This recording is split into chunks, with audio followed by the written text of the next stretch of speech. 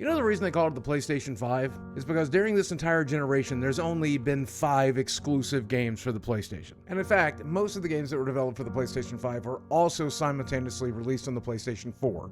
So you didn't need to even play them on your $500 Trapper Keeper. And it looks like for this generation, that's how it's going to stay, because Sony is now saying the PlayStation 5 is entering the latter stage of its life cycle because the PlayStation 5 sales are beginning to fall. So start saving up $700 for a PlayStation 6. On Wednesday, Sony announced that the 4-year-old PlayStation has been missing sales targets and that it's time to start wrapping things up. The good news is if you didn't buy a PlayStation 5 yet and you played everything on PlayStation 4, it means you get to skip this entire generation. I mean, the PlayStation 5 exclusives were also available on PlayStation 4 and in some cases on PC already, so you really didn't miss anything. So let's take a quick look at all of the PlayStation 5 exclusives that you could have played on your $500 console. We had Astra's Playroom, which was a fun little tech demo, but that's all it was. It showed what the console could have done.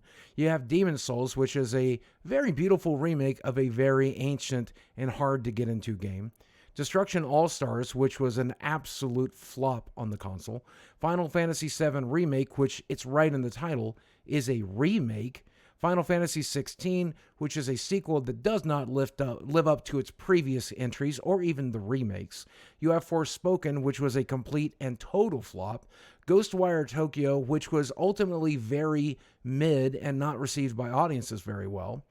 Keeping with the remakes, we had Marvel's Spider-Man Remastered, which is well worth a play if you didn't play it the first time, but is still a remaster. And Marvel's Spider-Man 2, which just takes the original Spider-Man and adds more to it. You have Ratchet & Clank Rift Apart, and this is the kind of thing that I was hoping to see with this generation. While this is a sequel, it is pretty innovative and fascinating what they use the console to do.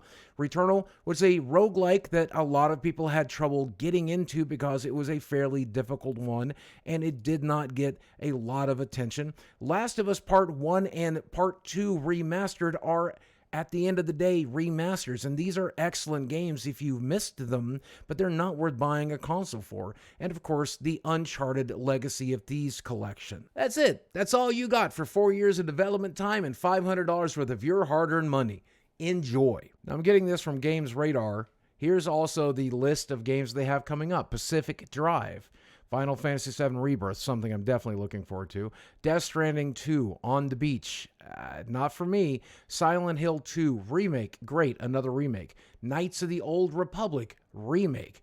Marvel's Wolverine, which I'm hopeful for, but as of right now, there's no telling if it'll be good. Stellar Blade, which caught the internet's attention with the trailer. I'm excited for that. Marathon, Fair Games with the $, Concord, Sword of the Sea, Phantom Blade Zero, and that's it. For the love of God, the Nintendo Entertainment System launched with more exclusives than the PlayStation 5 will have for its entire generation. And because people like to justify their purchases and are going to get mad at me for excluding some of these games, let's look at the games that you could have also played on your PlayStation 4. Stick around, there's not very many. Goodbye Volcano High, Ultros, Foam Stars, Chia, God of War Ragnarok, which is one of the few only good games on this list. Horizon Forbidden West was also there.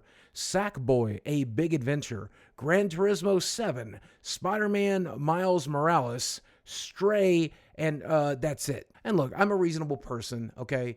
The PlayStation 5 was an upgrade of the PlayStation 4 in regards of fidelity and for your multi-platform games and for streaming your media on. So it's not a complete waste of money.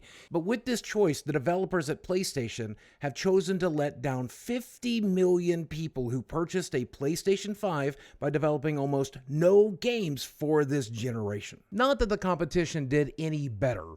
Xbox only sold 21 million units and has less exclusive games than the PlayStation did. This has been a complete and total wet fart of a generation. I mean, at the end of the day, we see both Xbox and PlayStation bringing their games to PC because PC will always have the biggest install base. Exclusive games can't sell consoles if you know those exclusive games are only timed and will eventually come to other platforms. And at the end of the day, it is better for gamers knowing that they can play those games anywhere on any system of their choosing.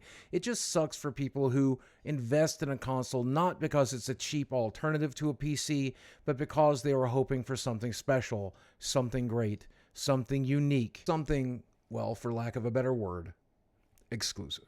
Now seems like a good time to remind you that this channel is sponsored by Meta PCs. A PC as powerful as a PlayStation 5 or an Xbox Series X is going to cost considerably more, but the freedom you get is astronomical. I mean, a modern PC is basically capable of running both PlayStation and Xbox exclusives, so why wouldn't you want that? And when it comes to Meta PCs, it's a little bit more expensive than putting it together yourself, but what you're paying for is security and quality and customer service, and trust me, when something goes wrong, you'll be very, very glad you spent that extra money. So do yourself a favor, go to metapcs.com and use code BOOGIE to save 5% off of your purchase price and support my channel at the same time.